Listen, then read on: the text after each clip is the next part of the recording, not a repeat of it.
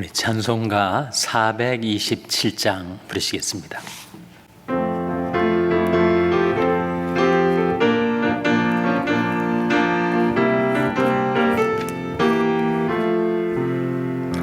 내가 매일 기쁘게 순례의 길 행함은 주의 팔이 나를 안보함이요, 내가 주의 큰 복을 받는 참된 비결은 주의 영이 함께함이라.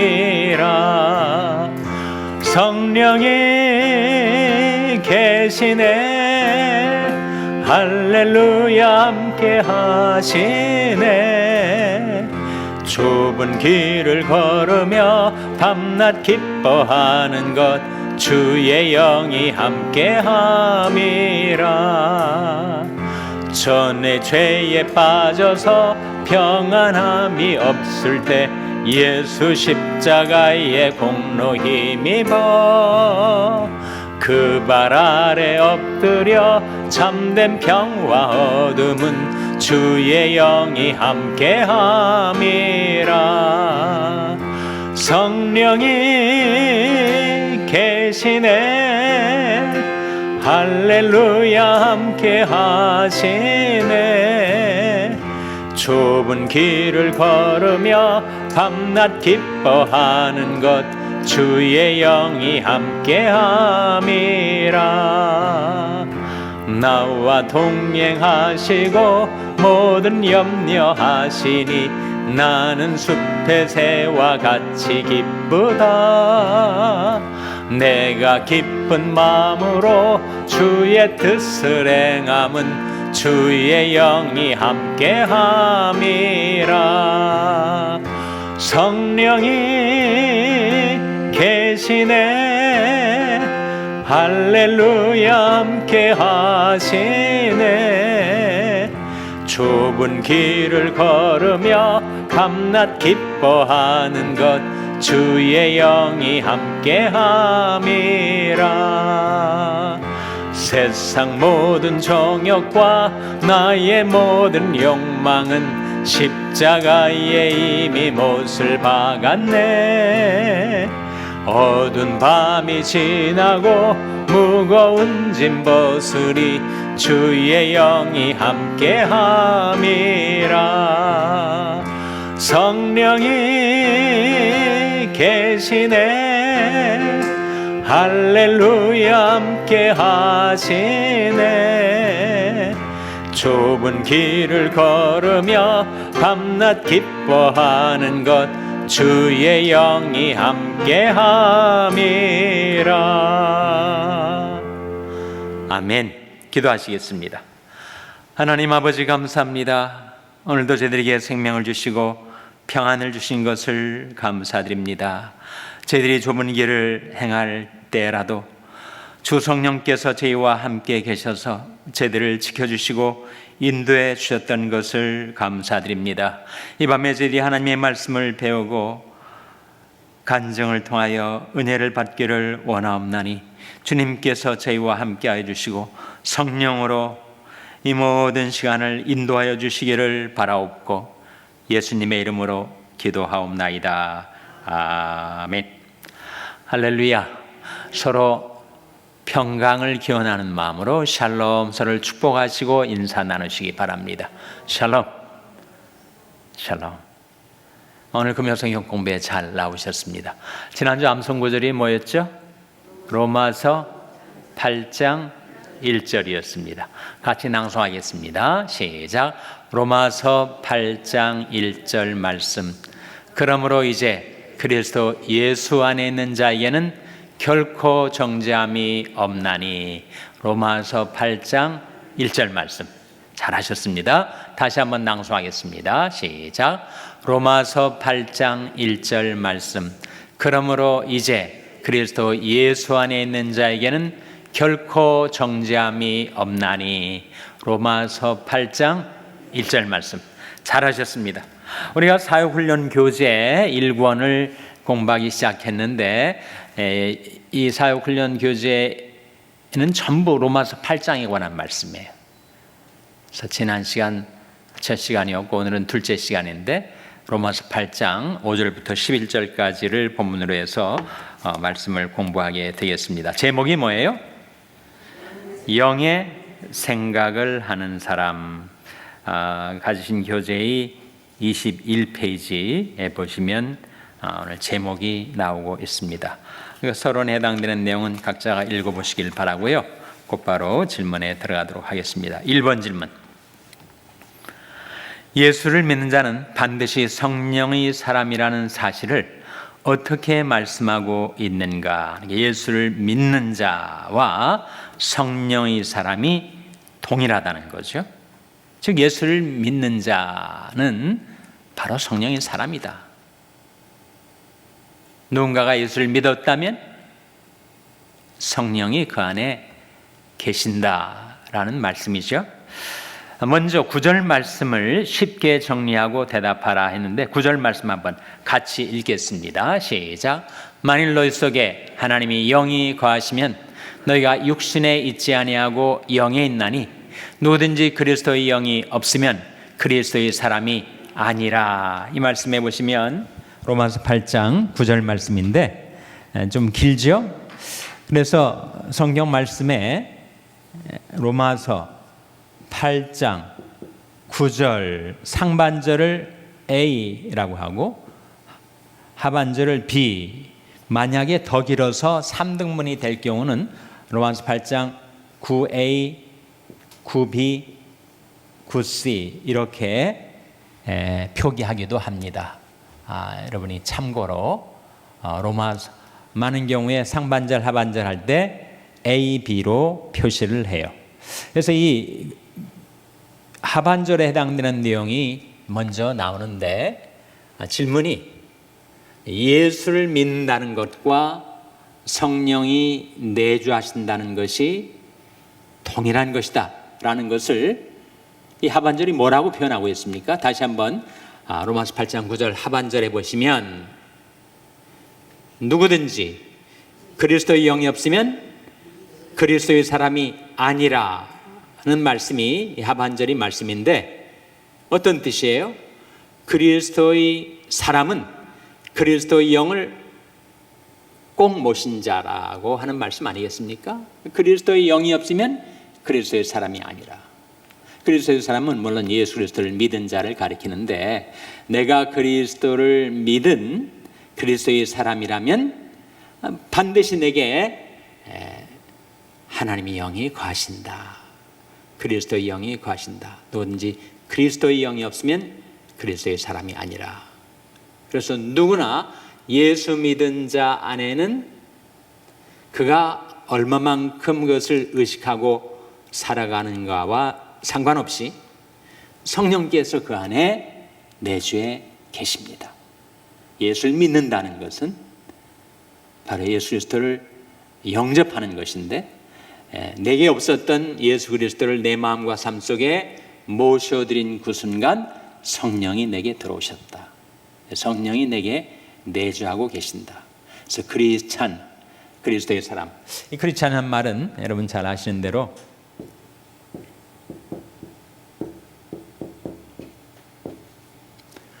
원래 크리스찬노스에서 나왔습니다. 크리스찬노스라고 하는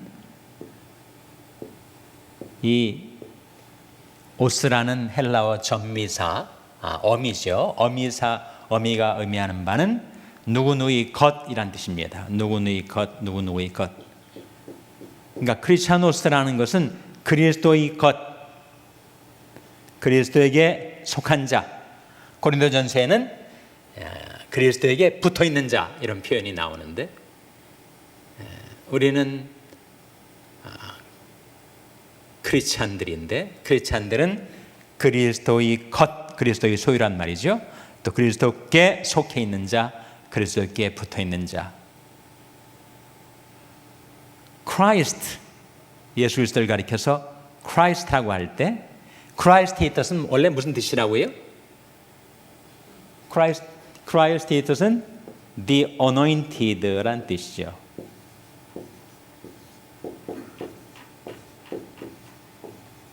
anointed라는 것은 기름 부음을 의미하는데 Christ는 the anointed, 기름 부음을 받은 자, 그런 뜻입니다.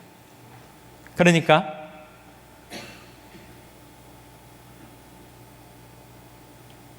예수 그리스도는 기름 부음 받은 자라고 했을 때 무슨 기름이에요? 무슨 기름? 성령의 기름이죠. 하나님이 나사렛 예수에게 성령과 능력을 기름 붓듯 하셨음에 그리스도의 뜻입니다. 그리스도는 물론 헬라어인데 구약 성경에 쓰여진 히브리어로는 그리스도를 뭐라고 하죠? 크라이스트를 뭐라고 합니까? 메시아라고 합니다. 메시아. 머사이아라고 하는 이 메시아라는 이름하고 크라이스트라는 이름은 동일한 뜻, 기름 부음 받은 자란 뜻이에요. 그래서 그리스도가 성령의 기름 부음을 받아서 탄생하셨고 성령으로 잉태되지 않았습니까? 공생애를 시작할 때 세례를 받을 때 성령이 비둘기처럼 임하셨고 공생애 내내 하나님이 성령을 기름 붓듯 그리스도에게 부으셨고 십자가에 달리실 때 하나님이 영원하신 성령으로 말미암아 흠없는 자기를 하나님께 드린 그리스도의 피가 하는 말씀이 나오듯이 십자가의 사건도 성령의 도우심으로 이루어진 것이고 부활도 우리가 오늘 본 말씀에 나타나지만 성령으로 이루어진 것이고 승천도, 그러니까 예수 그리스도의 생애 전체가 성령으로 이루어진 것이다. 그러면 그리스도에게 속한 우리 역시 크리스찬이라는 이름 자체에 기름 부음 받은 자의 의미가 들어있으니 크리스찬 equals the anointed, 기름 부음 받은 자죠. 우리 역시 성령의 기름 부음을 받은 그리스도에게 속한 크리스찬이라 하는 거예요. 그래서 예수 그리스도를 믿는 순간 성령이 우리에게 들어오신 것입니다. 그래서 이 말씀 하반절, 누구든지 그리스도의 영이 없으면 그리스도의 사람이 아니라 라는 말씀은 그리스도의 사람은 그리스도의 영을 모시고 있는 자다. 성령께서 그 안에 내주에 계신 거다. 처음에는 모르죠. 처음에는 다만 예수 믿었는데 세상이 다르게 보여요. 나뭇잎이 빛나고 그리고 세상이 어떻게 그렇게 환하게 밝게 아름답게 빛나는지 예수 믿고 나서 그런 변화를 체험하고 그런 간증을 우리가 하게 되지만 내적으로 영적으로는 성령이 그 안에 내주하셨기 때문이다 하는 거죠. 질문 다시 돌아오면 1번 질문, 예수를 믿는 자는 반드시 성령의 사람이라는 사실을 어떻게 말씀하고 있는가? 9절 말씀에서 누구든지 그리스도의 영이 없으면 그리스도의 사람이 아니라, 내가 그리스도의 사람 된 것이 맞는다면 성령이 내 안에 와 계신다 라고 하는 것을 이 하반절이 보여주고 있죠. 상반절의 내용은 무엇이었습니까? 9절 말씀 다시 보시면, 만일 너희 속에 하나님이 영이 거하시면 너희가 육신에 있지 아니하고 영에 있나니. 하나님의 영이 우리 안에 거하시면 우리 존재 모두가 더 이상 옛날처럼 육신에 걸려서 살아가지 않고 성령의 모드에 걸려서 살게 된다라는 말씀입니다. 자, 9절 말씀 이해가 되시죠? 특별히 1번 질문에서 묻고 있는 것은 네가 크리스찬이냐? 네가 예수 믿었느냐? 그렇다면 성령이 너 안에 계신 거다. 내가 그것을 의식하지 못했을지라도 점차로 그것을 깨달아가게 될 것이다. 경험하게 될 것이다. 내 안에 성령께서 계셔서 그렇게 성령의 은사도 나타나게 하시고 성령의 열매도 맺어가게 하시는구나 라는 것을 우리가 점차로 신앙생활의 과정 속에서 우리가 경험하게 된다는 거예요. 아시겠죠? 네, 2번 질문 넘어가겠습니다. 9절에서 방금 읽은 9절에서 우리는 너희 속에 거하는 성령과 영이 있나니 라는 묘한 표현을 발견할 수 있다. 이것은 무엇을 의미하는 것인가?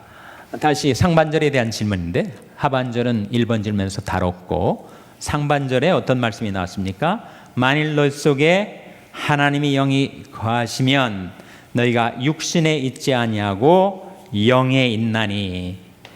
거하시면, 만일 너희 속에 하나님의 영이 거하시면 너희가 육신에 있지 아니하고 영에 있나니.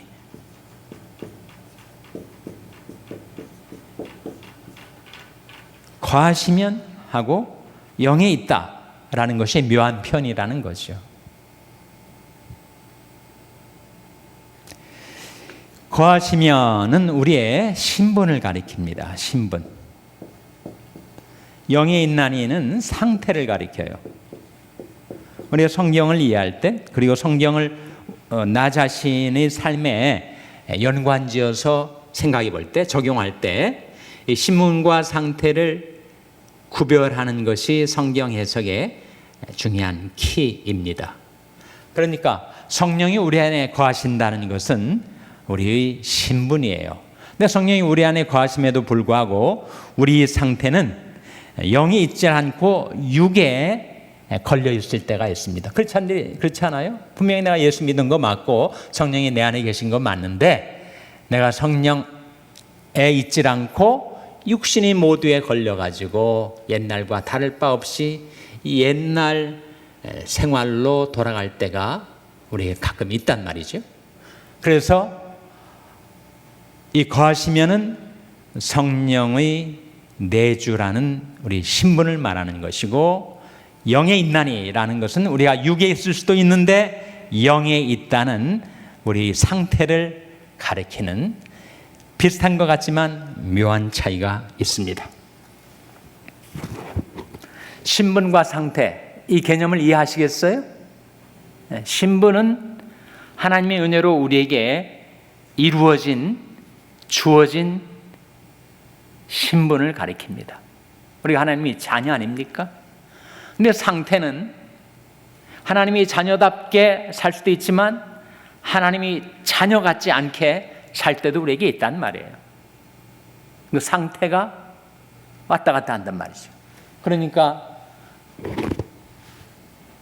우리 상태는 신분에 합당하게 살아가야죠.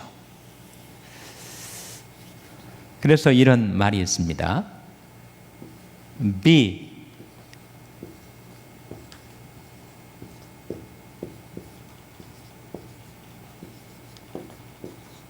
what you are 라는 말이 있습니다. Be what you are.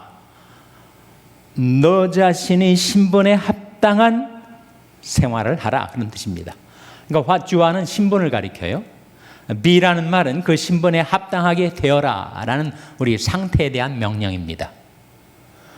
우리는 하나님이 자녀라는 신분이 은혜로 이루어졌음에도 불구하고 그 신분에 합당하게 살지 않고 엉뚱하게 옛날 생활로 돌아가서 육신의 모두에 걸려가지고 살 때가 있기 때문에 신분에 합당한 상태를 유지하라, 그런 의미죠. Be what you are. 이해가 되십니까? 이해가 되세요?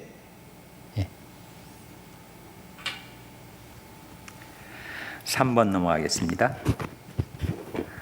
성령은 하나님과 예수 그리스도와 더불어 한 하나님이시라는 것을 어떻게 이야기하고 있는지 주의해서 살펴보자. 그러니까 성령은 하나님과 예수 그리스도와 더불어 한 하나님이시다. 물론 삼일체 교리에 대한 말씀인데 성령도 하나님. 그래서 그렇게 흔히 말하지 않습니까? 성부 하나님, 성자 하나님, 성령 하나님, 그렇게 말을 합니다. 근데 이 본문 말씀 9절 10절에 이것을 어떻게 보여주고 있는가를 한번 읽어보겠습니다. 시작. 만일 너희 속에 하나님이 영이 거하시면 너희가 육신에 있지 아니하고 영에 있나니 누구든지 그리스도의 영이 없으면 그리스도의 사람이 아니라 또 그리스도께서 너희 안에 거하시면 몸은 죄로 인하여 죽은 것이나 영은 의를 인하여 산 것이니라. 또 그리스도께서 너희 안에 계시면, 자, 우리 안에 누가 계시는 거예요? 성령이 계시는 겁니까? 그리스도가 계시는 것입니까? 하나님이 계시는 겁니까? 성령이 우리 안에 거하신다 하는 것은 우리가 이해가 되죠. 성령이 내주. 그런데 이 10절에 보니까 누가 또 우리 안에 계시다고요? 또 그리스도께서 너희 안에 계시면 이라는 말씀이 나오니까 그리스도가 우리 안에 거하신다는 거예요. 또 성경은 하나님이 우리 안에 거하신다라고도 말씀하고 있으니 우리 안에 성령도 거하시고 그리스도도 계시고 하나님도 계시고 우리 안에 내주하시는 성삼위일체 하나님. 그래서 성령이 예수 그리스도와 하나님 아버지와 더불어 하나님이시다라는 것을 그 무소부재하신 하나님의 영이 우리 안에 계신 것처럼 그리스도와 하나님도 우리 안에 계시다.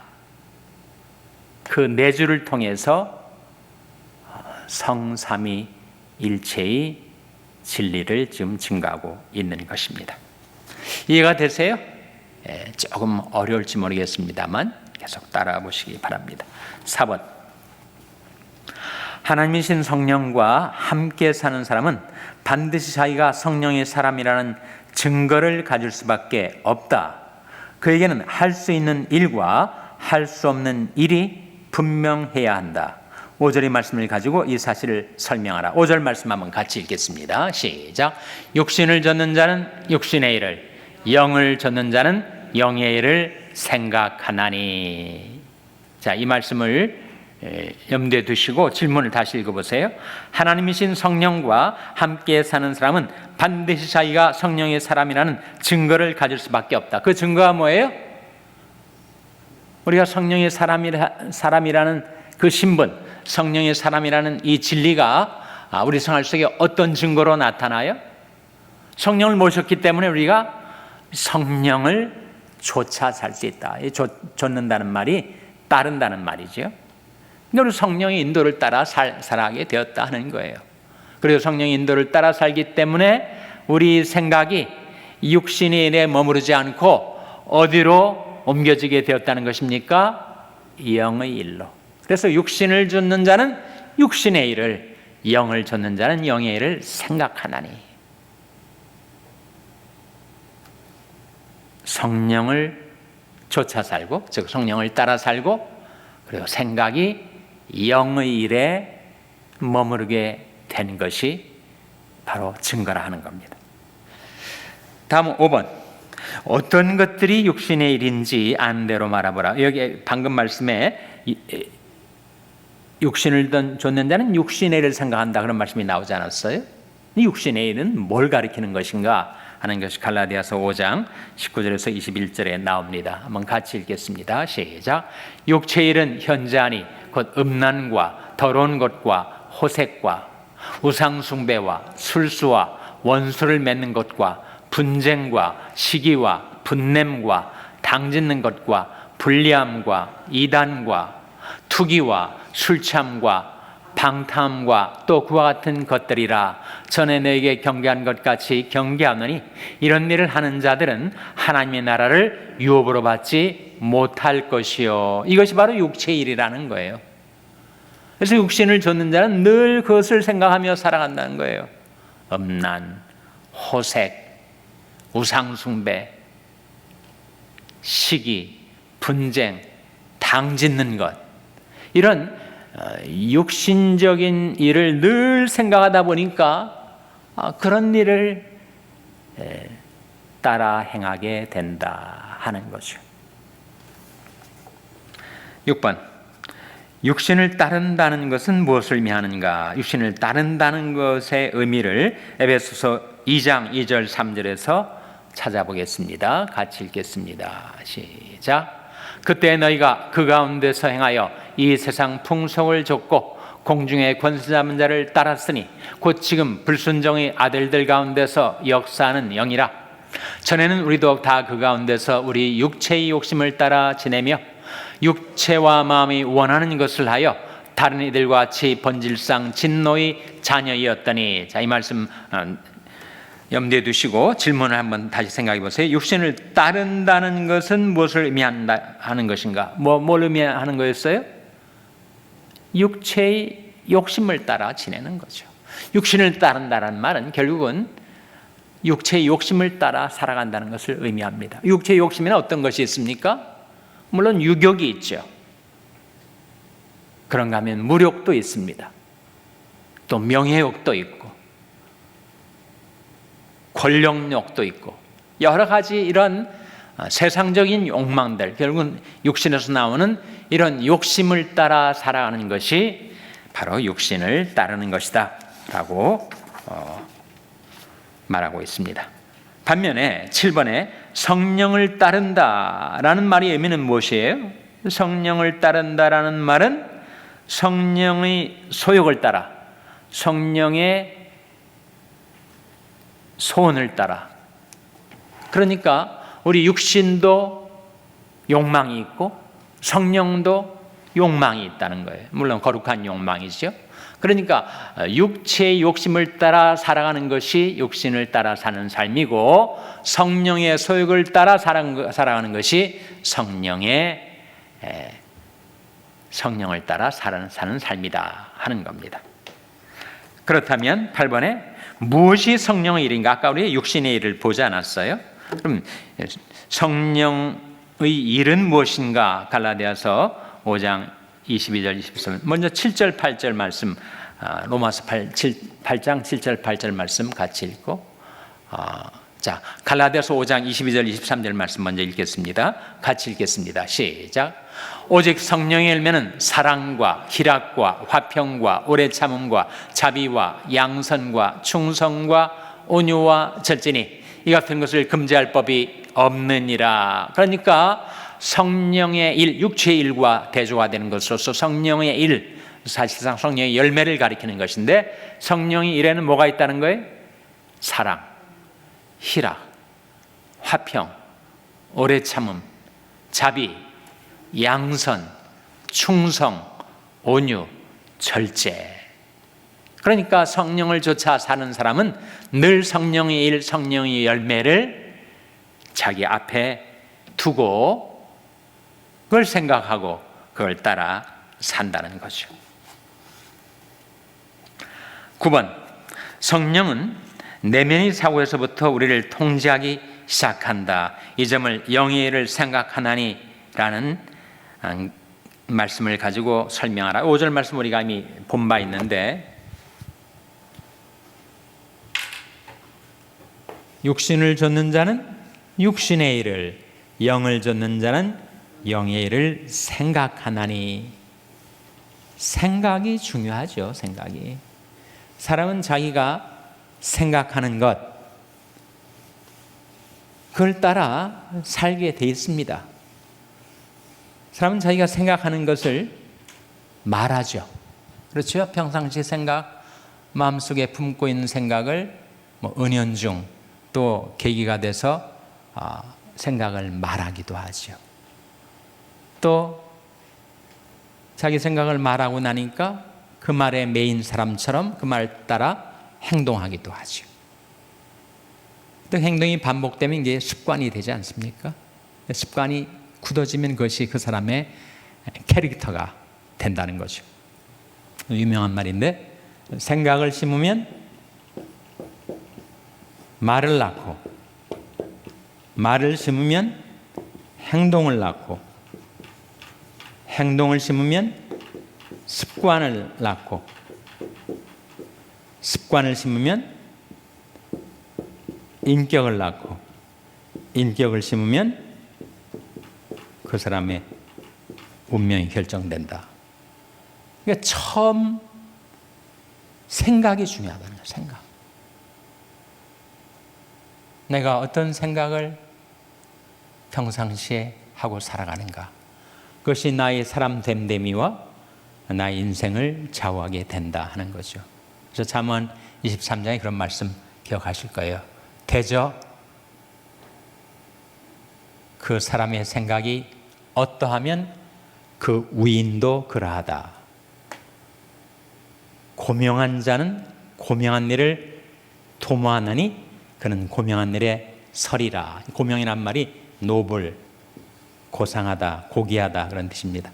그러니까 그 생각이 어떠한가에 의해서 사실상 그 사람의 인생이 달라진다 하는 거죠. 그리고 생각이 너무 중요합니다. 생각이. 그래서 9번 질문에 성령은 내면의 사고에서부터 우리를 통제하기 시작한다. 그러니까 우리가 영의 일을 생각하다 보면 자기가 영을 따라서 성령을 따라서 살아가게 된다라는 말씀입니다.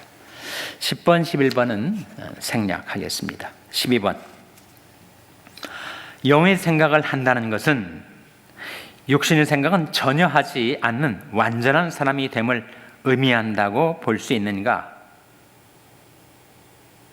아니라면 그 이유를 말하라.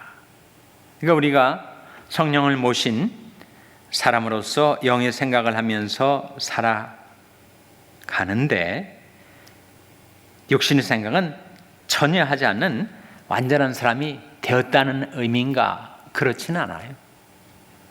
우리가 이 세상에 살면서 그런 완전한 사람이 될 수가 있습니까? 완전한 영의 사람이 되어서 전혀 육신의 일은 생각하지 않는 사람이 될 수 있다라고 믿는 것을 가리켜서 perfectionism이라고 합니다.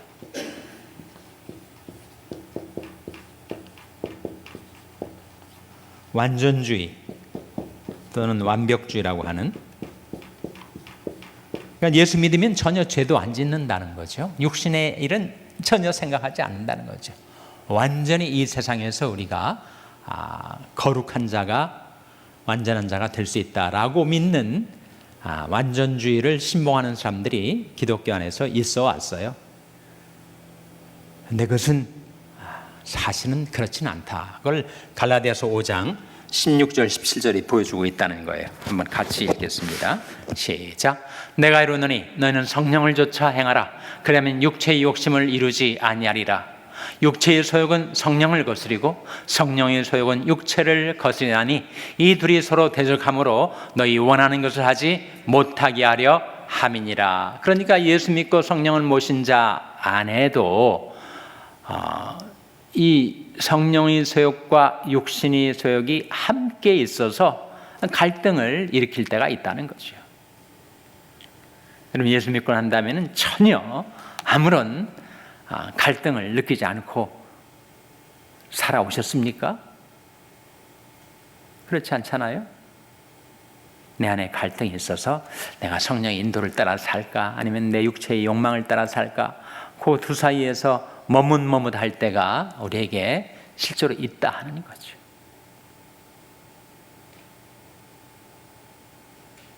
그래서 이건 역시 처음에 말씀했던 be what you are에 해당됩니다.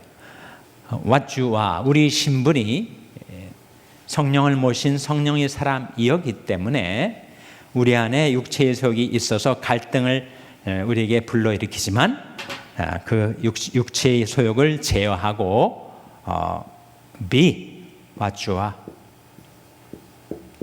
너는 성령의 사람인데 성령의 사람답게 되어라. 우리 신분에 합당한 상태, 우리 신분에 합당한 생활을 명하고 있는 말씀이죠. 13번 넘어가겠습니다. 왜 육신의 생각이 사망인가? 육신의 생각이 사망이라는 말씀이 나왔죠. 육신을 좇는 자는 육신의 일을, 영을 좇는 자는 영의 일을 생각하나니 육신의 생각은 사망이요 영의 생각은 생명과 평안이니라. 그 말씀을 두고 하는 말입니다. 왜 육신의 생각이 사망인가? 아직 아무것도 행동에 옮긴 것이 없는데 어떻게 그 생각이 사망이 될 수 있는가? 7절, 8절을 가지고 세밀하게 분석해보라. 7절, 8절 같이 읽겠습니다. 시작. 육신의 생각은 하나님과 원수가 되나니 이는 하나님의 법에 굴복치 아니할 뿐 아니라 할 수도 없습니다. 육신에 있는 자들은 하나님을 기쁘시게 할 수 없느니라. 우리가 육신에 속한 자, 그러니까 성령이 우리 안에 계시질 않고 우리가 완전히 육체 덩어리가 돼가지고 육신이 사람이라면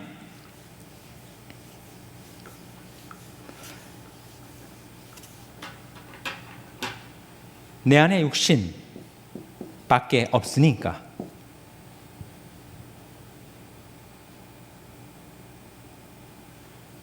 육체 덩어리인 나는 하나님과 아무런 상관이 없는 자가 되었다는 거죠. 그래서 하나님에게만 생명과 평안이 있는데 하나님께로부터 이렇게 단절이 되어버렸으니까 하나님의 생명과 평안에서 우리가 단절이 되게 되고 육신의 생각, 온통 육신의 생각에 사로잡혀가지고 하나님과 상관없는 인생을 살게 되면 그는 생명과 평안을 누리지 못하고 사망에 처하게 된다. 이 사망이라는 것이 우리 육체적인 죽음뿐만 아니라 분리를 의미하거든요. 그러니까 하나님이 생명의 근원이신데 생명의 근원이신 하나님께로부터 분리되어 있으니까 그 자체가 사망이라는 거죠. 하나님과 단절된 사망의 상태에 있다 보니까 그 사망이 실현돼서 actualize, 사망이 현실화돼서 육체의 죽음으로 얼마 있지 않아 그것이 실현될 날이 있다 하는 거예요.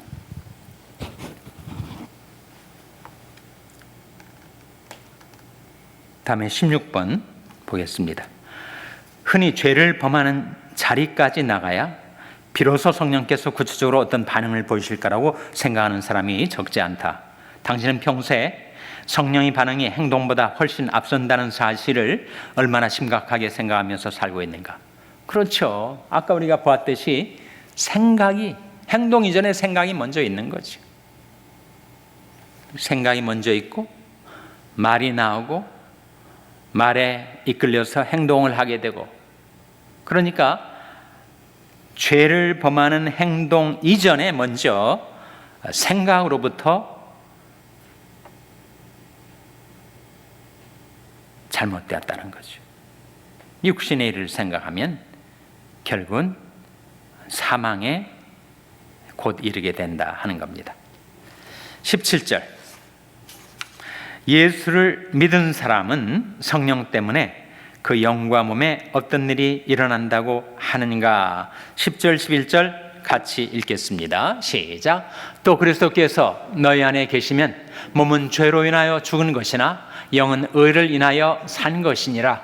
예수를 죽은 자 가운데서 살리시니 영이 너희 안에 거하시면 그리스도 예수를 죽은 자 가운데서 살리신 이가 너희 안에 거하시는 그의 영으로 말미암아 너희 죽을 몸도 살리시리라. 성령의 특성이 우리가 지금 본 말씀 가운데 생명과 평안으로 나타나지 않았어요? 성령은 생명과 평안의 영이십니다. 생명의 영이시고 평안의 영이세요.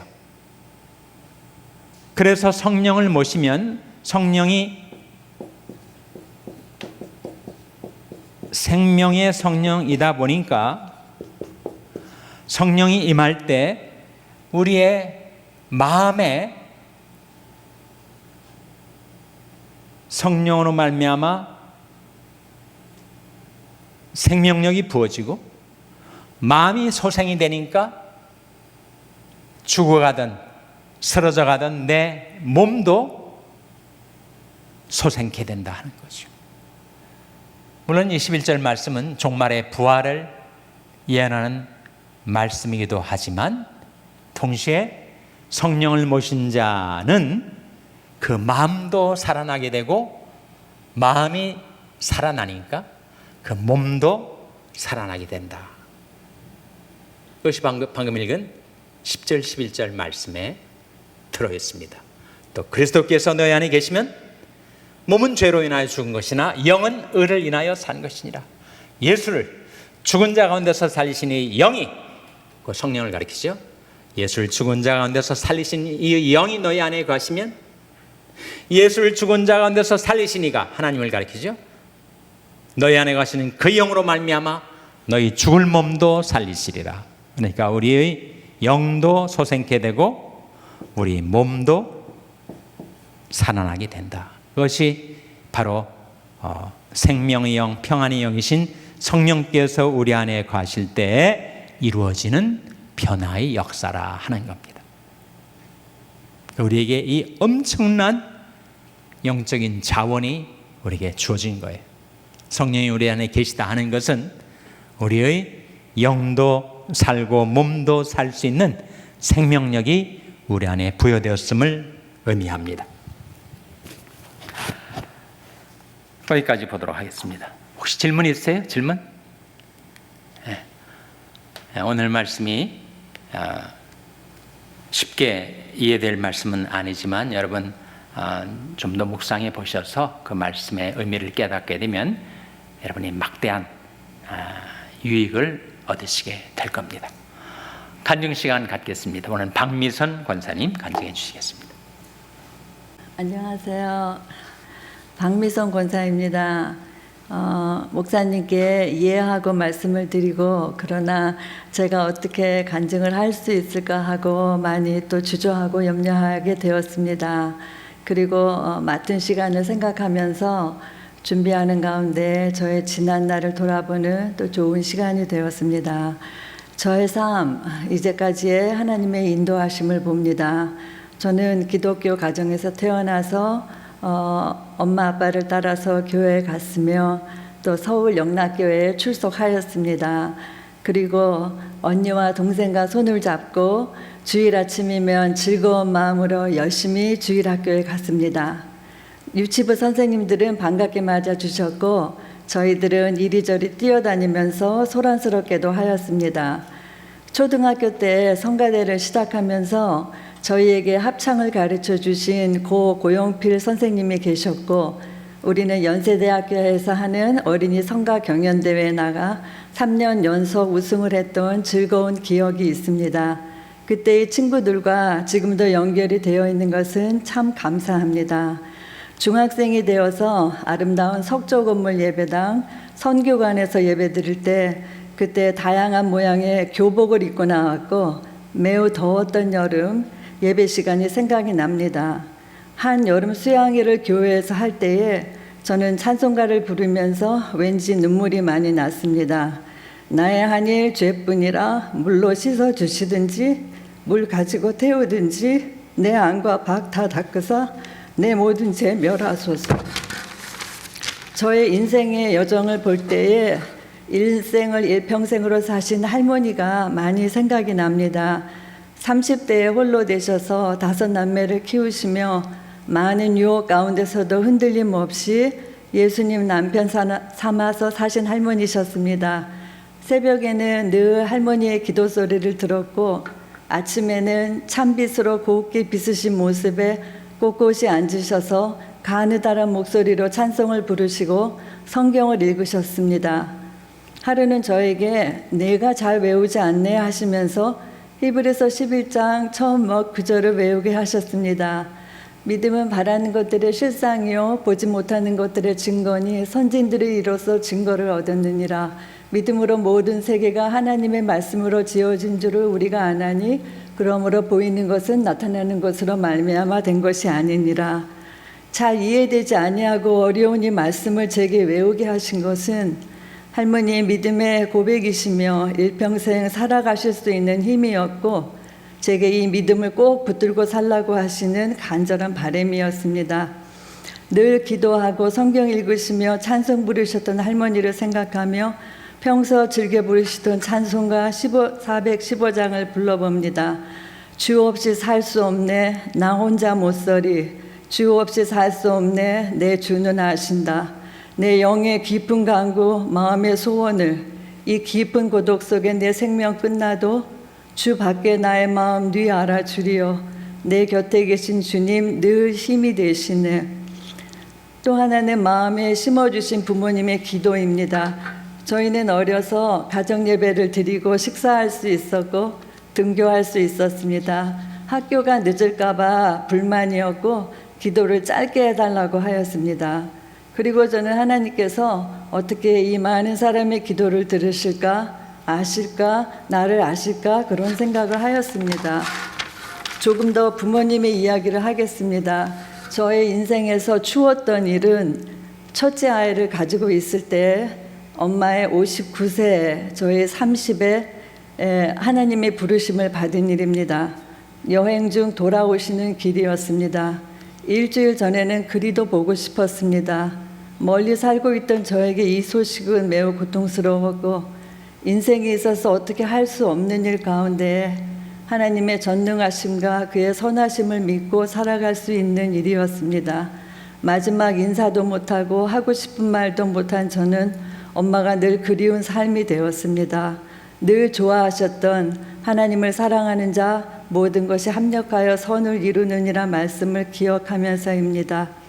또한 저에게 아버지의 보여주신 또 보이지 않는 곳에서 기도하셨을 그 기도가 있습니다.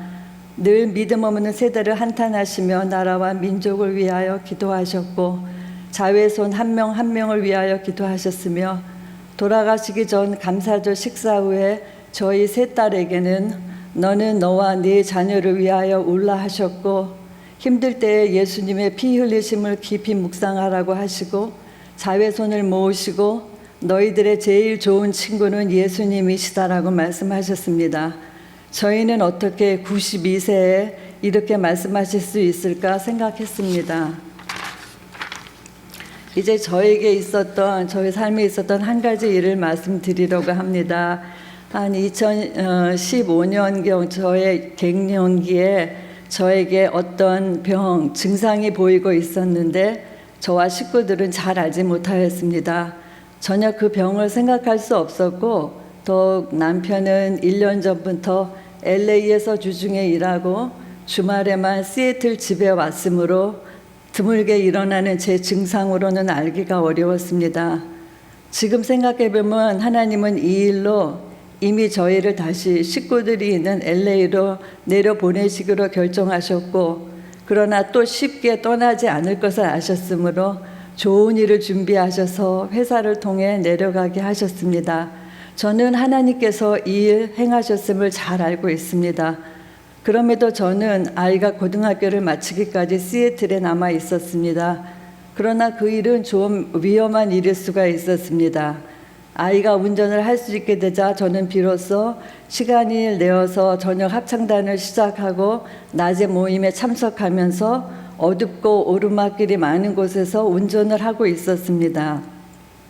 그 기간에 하나님의 보호하심이 있었고 2016년 LA로 내려왔을 때부터 세밀히 준비하신 많은 일들이 있었습니다. 처음 병원에 가게 된 일과 그곳에서 오른쪽 브레인 안쪽으로 스카가 생겨 있는데 어릴 때 고열이 있었는지 난 적이 있었는지 머리를 다친 적이 있었는지 물었습니다. 저는 없다고 하였습니다. 큰 병원에 가보라고 하였고 하나님께서 USC에 의사를 연결시켜 주셔서 그때부터 많은 검사를 하게 되었습니다.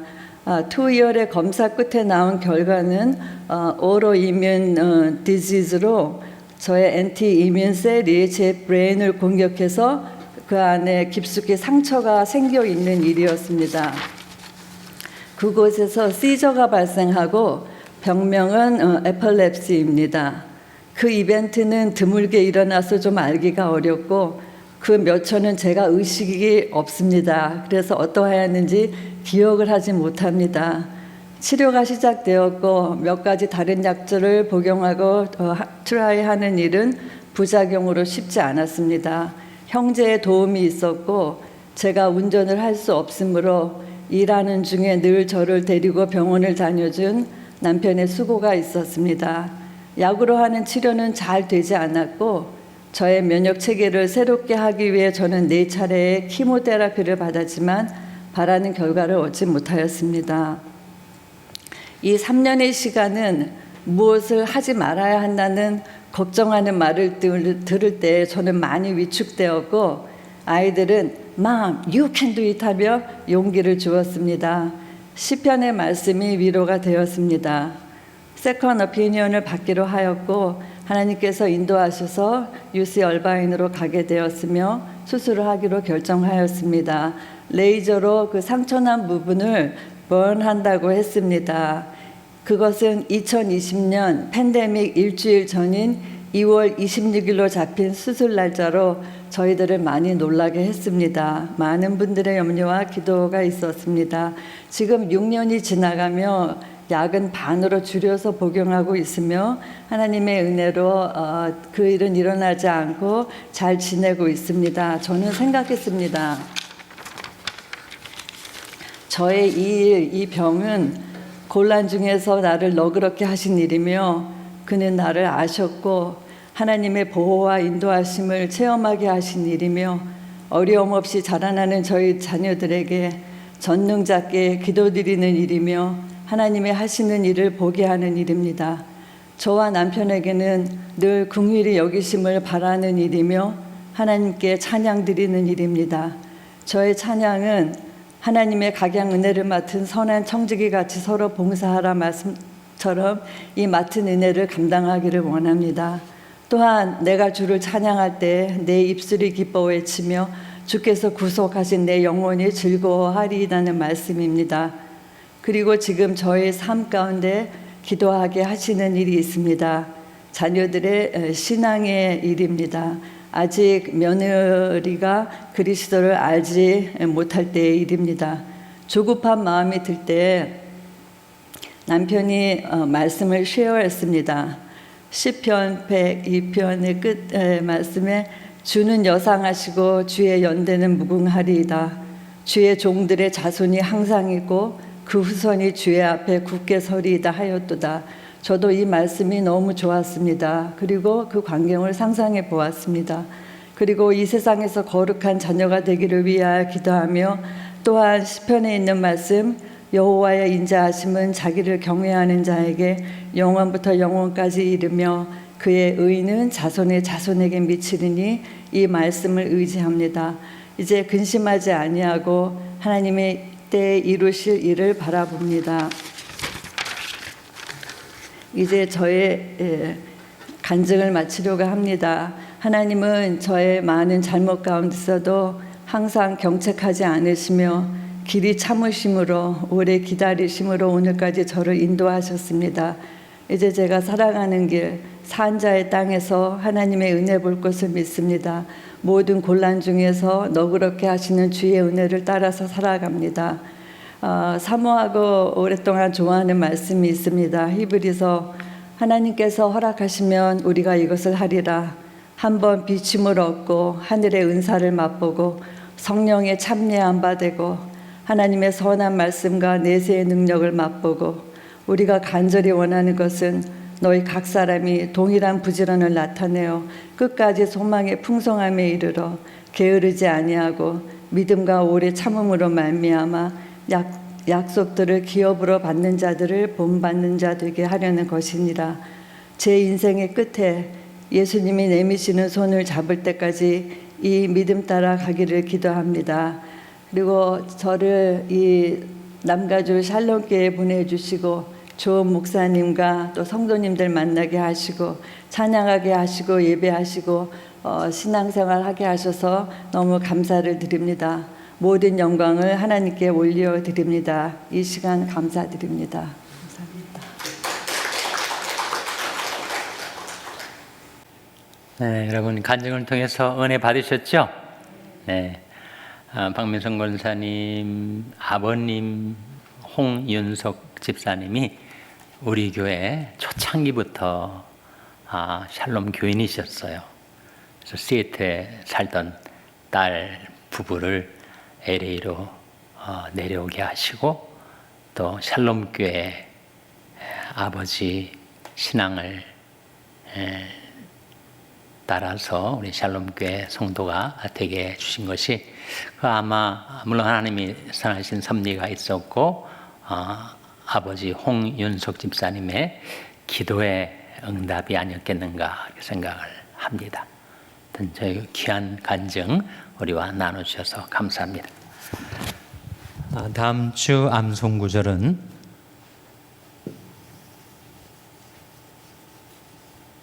로마서 8장 5절 6절입니다.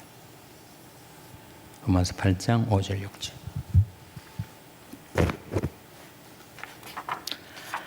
기도하시겠습니다. 하나님 감사합니다. 저희들이 함께 하나님의 말씀을 공부하고 배우고 깨닫고 묵상할 수 있는 시간 주신 것을 감사드립니다. 또 신실하시고 자비로우신 하나님께서 저희들의 짧은 생애 가운데 어떻게 저희들을 돌아보셨고 저희들을 아셨고 저희들을 인도해 오셨는가를 간증을 통하여 은혜를 나누게 해주신 것 감사를 드립니다. 모든 것 감사드리며 예수님의 이름으로 기도하옵나이다. 아멘. 평안히 돌아가시기 바랍니다.